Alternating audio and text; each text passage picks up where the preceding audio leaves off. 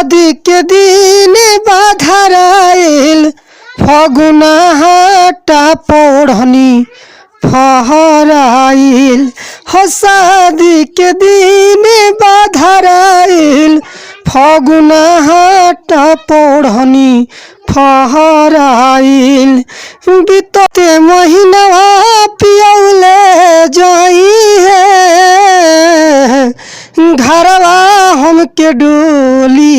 में हो बीतते महीना पियौले जाई है घरवा हमके डोली में आव लगा लो तनका जी जाजी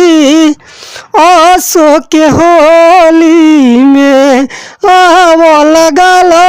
तनका जी जाजी रंग सोहली में वाला फरज निभावतानी रही हो हमारा शादी में बतावतानी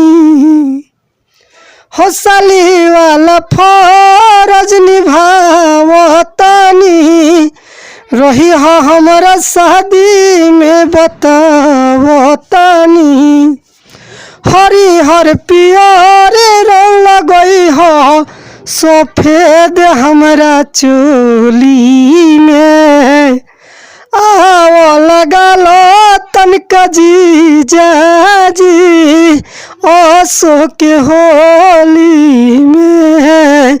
आओ लगा लो तनका जी जाजी आसो के हो